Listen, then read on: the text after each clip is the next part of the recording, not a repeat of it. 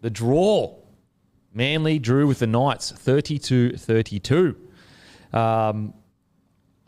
What a strange game. What a strange game. Manly are in a very touch and go situation because there's so many things that. Okay, so Seabold, he's had years where he started the year really well and then the year has just plummeted. So there's one thing that you've got to be I'm not saying that will happen, but it's just something you've got to be aware of. This has happened before where we've started the year well and then it's fallen apart. And it was such a danger game for Manly because they'd started so well and had so much buzz around them. Then they lose to, who'd they lose to last week again? Manly. South. So, they lost to South, and you go, look, South, a lot of emotion in the game, all that kind of stuff. And so you can kind of just stow it away. It is Rabbitohs. But then, leaking 32 points against the Knights, you start to go, is this Manly side going as well as we thought they did? Could their confidence be hurt by it? It's not, I'm not concerned yet for Manly, but it's definitely not ideal. If they were the side that we thought they were, they really should be putting the Knights away, quite handily. Especially with the way they started. Yeah. It's 12-0 after 10 minutes or whatever like that. And you they just flew out of the gates. Look at the rosters. Yep. So I don't know whether this was just Knights having a red-hot crack again, which was really good to see, and it shows you what they can do when they rip in for each other. Or whether it was Manly maybe getting a bit ahead of themselves, maybe thinking that they had it sorted when they didn't. I'm not sure. But yeah. It's a weird game of footy because I sat at the end and went, geez, Manly would be filthy they didn't win that. And I thought, fuck, so would Newcastle. They were all over them at one point. When Dominic Young scored his second try, I think it was after about 30 minutes, you went, fuck, they've completely turned the tables here. Yeah. How could my momentum turn again possibly? And yeah, it was wild. I don't know who'd be more pissed off that they didn't get the points here, but I enjoyed this one. Oh, it was a fun game. It was fun as anything game. What about that first try that Olakau'atu scored? God, he's a maniac. He's a fucking maniac. What about Lachie Miller? Poor bastard. You've got to assume that he just lost where he was on the field. Is that what it is, Joe? Surely. Yeah, he's been interviewed and he's apparently as soon as he realised, he thought, oh no, that's not going to look good on TV. So he admitted it, yeah. Yeah, I think it's just he hasn't played that much NRL, so maybe his bearings were wrong because it didn't look good. If he intentionally did that, you'd drop him. Without a doubt. You would, without a doubt, drop him. It was so weird. And it was if an outside back made that break, you'd be like, oh, okay, but because it's a big wide running forward that's scary, it made it look even worse. He was genuinely fuck that. I'm not taking Olakau'atu. I loved every single one of my group chats all since then. What the fuck was that? And in brackets, I would do the same thing. I don't blame him. made a business decision. But yeah, that try that Olakau'atu scored. And you know what? Olakau'atu's performance is kind of exemplifies the Manly situation. He comes out and he does these incredible things, but I feel like the couple of errors that he made that were crucial in the game, he probably wouldn't have made them round one. Yeah. And sometimes you can just get a bit too energetic, a bit too much, and because you've had a few wins, you get away with it to a degree. And I think that with Manly, I personally think Manly will be more disappointed. I really do. I think Knights can be really proud of that effort. Yeah, okay, you don't want to leak 32 points. But Manly, one of the form teams of the competition, coming into last week at least, you probably would have had them and the Broncos as the form teams, or at least close to it. They'd be in the top 4 forward teams. And for the Knights to do what they did, again, look what the Knights can do when they rip and tear. They can fucking get in matches with top tier sides. And I think that the Dolphin situation where a lot of people felt I was being harsh on them, I personally think that Adam O'Brien drew a line in the stand with his players and said that's not good enough. Us to leak that many points in the last 10 minutes, it's just not good enough. It's just not good enough. What do we think on the Bradman best try? I thought it was a try for all money, personally. Oh, that's a tough one. I thought it was a try. And I also think it should be noted that the play where Lachie Miller tapped the ball in was 100% out. So it goes both ways. Yeah. All these referee decisions that go against you, you'll get them back. Just chill out. Well, it's funny because last week Manly were blowing up about a 4 pass. Yeah. And then they got that. It always comes around. It always comes. It's rugby league. Look, I I thought it was a try because it's like he never really. You could argue that he lost control of it, but he always really looked like he had it. But if you slow it down enough, there is one tiny second where it looks like the Manly's hand is holding it in, kind of, to a degree. But I think that, like, when situations like that happen, it's like we don't need to look for reasons to not give a try. Like, I feel like when you don't give tries like that, you're looking for a reason to not give it, rather than just going, I'm pretty sure he held on to that. I hate the slow motion button. I know. As far as video replays. The slow-mo kills me.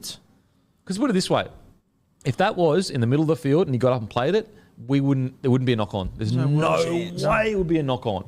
But because we slow it down, we look at it over and over. And look, maybe we as fans are guilty of putting so much pressure on the video ref that they make these decisions. But look, do I think it was a disgraceful call? No. I can understand the argument that you could say if the Manly's hand wasn't there, maybe he drops it. But I still think it was a try. What do you reckon, Timmy? Yeah, I was probably leaning towards try, but again, not overly critical of it, mate. It could have gone either way, and there'd be some filthy Knights fans, understandably, but I wasn't too filthy about it. Yeah, they're the ones that it's like, they're not obvious. The answer isn't clear. They can go either way. It's the ones that are like crazy obvious where you're like, what the hell? What do you got there? Oh, I was just going to say, I thought it was definitely no try. He let it go. I know, like, everyone wants, like, you made it, dropped it for a second. I just looked at it and he dropped it for a millisecond and the Manly hand was there. It's a clear cut for me. I didn't really understand all the blobs about it. I thought it was pretty clear cut. Yeah. 50-50 for me. 50-50. Because, can you definitively say that he lost control? I don't know. As in, like, he knocked it on. But anyway, I don't think it's the reason. Like, the Knights had the opportunity to win that game.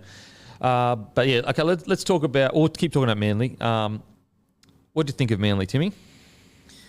Yeah, like you said, Kempy, they'd be very disappointed to let it slip. And Guru, you're right as well. The Knights had every chance to win as well, and they'd be thinking the exact same. But I think when we're sort of looking at Manly going, all right, we think they're smokies to potentially win a comp this season.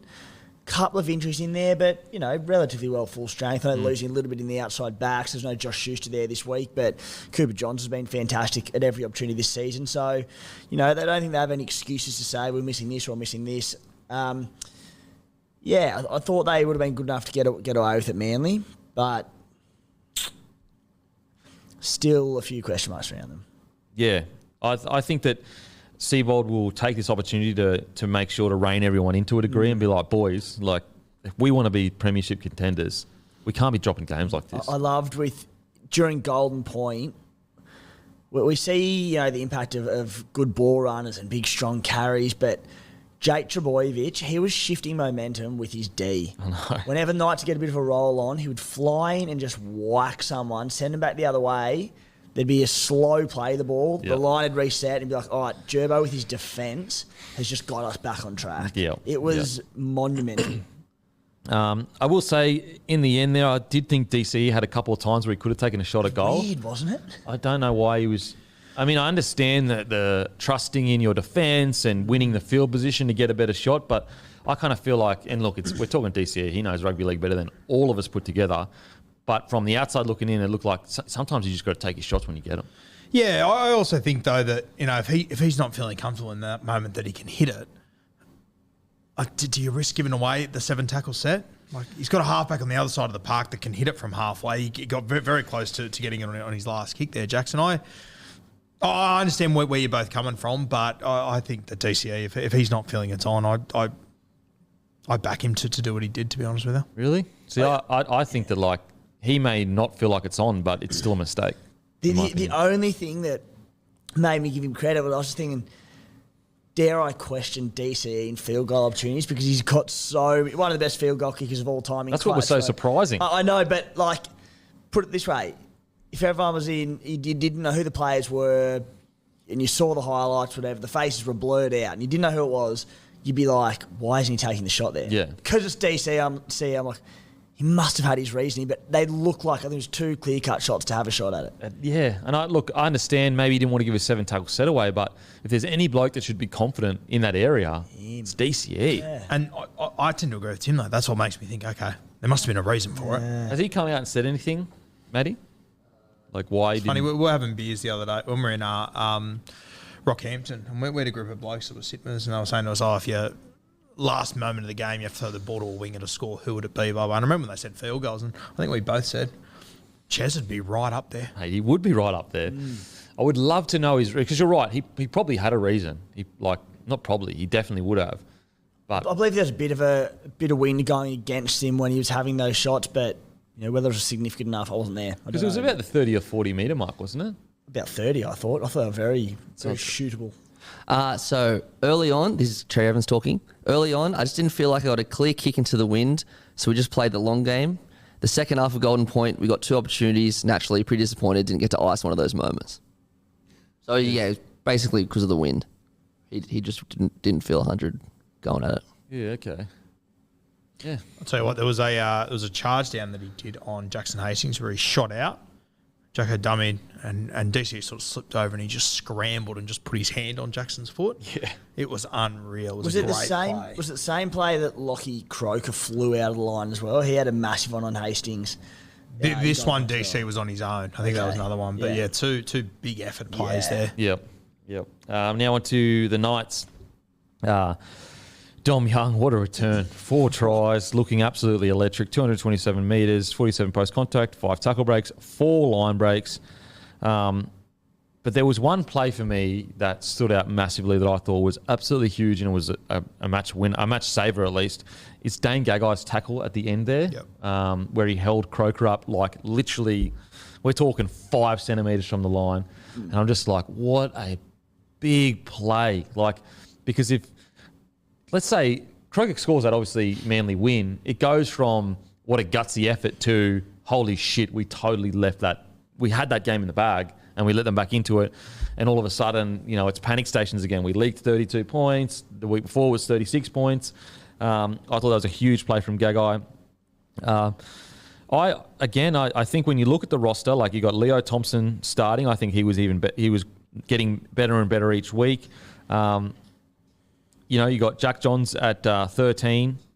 Like, I thought it was a gutsy performance by the Knights. I really Jack did. Johns and Matt Croker, they've both just got something about them. I don't know how you get them both into the team when they're all fully fit a week and utilise them, but I love the look of Matt Croker. I know that Jack Johns had the better game on the weekend, but Croker's just got he's got nice hands and nice timing and just everything he does. Yeah, it's like, and he may reach his potential at Knights. I'm not saying he won't, but he's a kind of player that I feel like if you put him in with like a Craig Bellamy or a Bennett, I don't know. I agree with you. I think that Croker's got something about him that is quite unique. Like, even the way he holds the ball in 2 hands, guys just hold off him for that extra second. There's always something going on around him. I thought that Leo Thompson was unreal. He's getting better each game for sure. Yeah, he was very good. Because like he was an edge back row, wasn't he, when he come in, and he's been moved into the front row because they're basically so short. His brother plays for the Crusaders, I believe, in the Super Rugby really? over there. Yeah, so good pedigree. I had to laugh. There was one point where Newcastle had a 20-metre tap and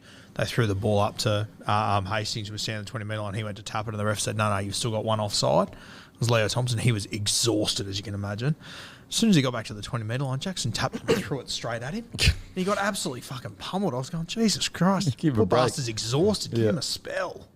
Hasn't Greg Marju been good for him? The few games that he's played, fuck, he's Mate, a beast. I tell you what, if we see Marju and Dom Young on the wings for the Knights for the rest of the year and they can continue sort of the attack, they're going to be a very exciting team to watch, the Knights, because 2 of the best attacking wingers in the competition both have some absolute barriers of defensive reads in them. So there'll be high point scoring games with epic tries. Like Marju scored again an excellent try. He's had a few in the last couple of weeks. Had one of the worst misreads in defence I've ever seen in my entire life on Tui Pilotu, where he just shot out of the line. But man, they're fun. They're fun to watch. Oh, mate. Well, you look at their backline, like Lockie Miller, hitting form, getting better each week outside of like 1 or 2 errors. Dom Young, Gunn, Dan Gaggai, Bradman Best, Greg Marju. Like, if we're talking about excitement machine backlines, that's an excitement machine backline. Like, Imagine if I said to you that one of your wingers had 23 runs, 234 run metres, 72 post contact. He had 2 line breaks, 7 and he tackle broke breaks, 7 tackles, and he wasn't the one that scored 4 tries. Far out. Yeah. It's Like his stats are almost better than Dom's. I know. And Dom scored 3 more tries. It's bizarre. Like, it's seriously impressive. Like, if they can just sort that, I mean, we say it every week, but we just sort that defence out. Oh. So good to watch. So good to watch. Like outside of that, Saifidi, I thought he had a better game. I really do think that they've responded to a couple of weeks ago. I think that Adam O'Brien has just kind of just brought that fight back into their game. They look like, okay, are they going to be in the top 8? I personally don't think so, but I just like the fact that they're fighting. Like guys like Greg Marju, guys like Bradman Best, even Lockie Miller has brought like a fighting energy to them where he just like so many runs. Every run, it's like his last run, and it's just building energy for him. So, look, I think that Knights fans should be proud of that. I thought it was a gutsy draw. Spoke about it last week with Bradman. I reckon someone's pulled him aside and had a bit of a crack at him. You look at against the Dolphins a few weeks ago. Many times he would come off his left foot and go back into traffic. Now he's just backing himself every single time. And I don't think Bradman realises how good Bradman can be just yet. I think he's still scratching the surface. He can be the best centre in the game, literally. By far and away. But I don't think Bradman believes that just yet. Because he had 21 runs on the weekend, 177 metres, 64 post contact, 20 tackles. It's a thought I've had for a long time now, and it's just been sort of crept back up watching the Knights and the way they do it, but is around goal kickers, and that it astounds me in this day and age of professional athletes that teams don't have a good goal kicker when it is so important to the team. Now, it stuns me that sides will just have like one decent goal kicker on their roster and they can't get a second or third or even fourth person capable of being a quality goal kicker at the professional level of our sport. And we always reference rugby union, how good the goal kickers there are and the depth in it. But the way that Miller and Hastings are sort of taking it from their preferred positions and it's choppy and changing, why isn't there more of it? Like, we know how right footers from the left side are so much better and the numbers better, and left foot kickers from the right side. Like, exceptions being like a Nathan Cleary or Adam Reynolds who will hit at 85% anyway. Why not have your right-footed kicker kicking from his preferred edge and then having a left-footed kicker kicking from the other side? I don't know, am I missing something? It just seems too obvious. Well, yeah, if you're lucky enough to have a left footer that can goal kick. 100%. But that's the point. Like, why is it like, I'm not saying it's an easy skill, but it's not that hard when you're training full-time that you can't have blokes kicking, and having blokes capable of just kicking from one side each and having a second decent goal kicker. Yeah. I mean, I don't hate it. If you can got it, use it. Like, I don't have the numbers on me, but I'd like to see the right footers from the left side, what their percentage is across the board in the NRL to the opposite side of the field on their weaker side. Like, why not have a dominant player from both sides? Especially if you don't have like a top tier kicker that's just you're not going to move him from whatever. For sure. Like, so if you've got Nathan Clear or Adam Reynolds, happy days. They can do both sides. But when you've got sides who have got the kicker who kicks at early 70% or whatever, get someone from their preferential side. Yep. So look, I obviously it was a draw on paper, but I think the Knights won this battle. I really do. Manly, disappointing. They've got a better roster than that. If they want to be top 4 contenders, like they were beginning to be spoken about, not fully yet, because we know it's a long season, but last couple of weeks been a bit disappointing for the Manly Seagulls. Who are they missing? Josh Schuster and Kohler. Is that it? Schuster, Yeah. Kohler, Okay. if you want to throw Saab in there. They'll lose Tui Pelotu, I believe, this week. So, and actually, there's one fella, Guru, you know everything about him, I assume. Because they're so light on for wingers, what's his name? Raymond. Yeah. He's a chance to come into the Seagulls side this week. Yeah, he's the one that dominated in the trials. Yeah, killed in the trial. Raymond. Vega? Tuamalo Vega, yeah. So we could see him this week. Would that be Vanga?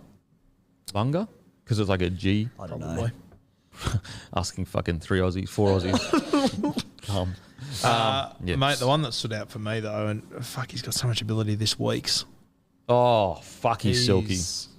I don't know what his best position is. It ain't hooker, but he handles himself well there over the last few weeks. But just having him on the field, he's so talented. Yeah, I wonder, is he a 6? He's not going to be a 1. I don't think he'll be a 1, but I'm not convinced he's a 6, but I think he's too good to be a centre. I don't know. Will he play that Dylan Walker role, you reckon, that was playing for him? Maybe, yeah. I don't know. I think he'll grow into a starter for sure. Because you're right. Every time he gets a ball, something's happening around him, or it just looks dangerous. 182 centimeters, 90 kilos, 21 years old. Yeah. So you're probably going to be either I a half reckon or the Wallabies very keen on him. Oh, really? Apparently, I can see that.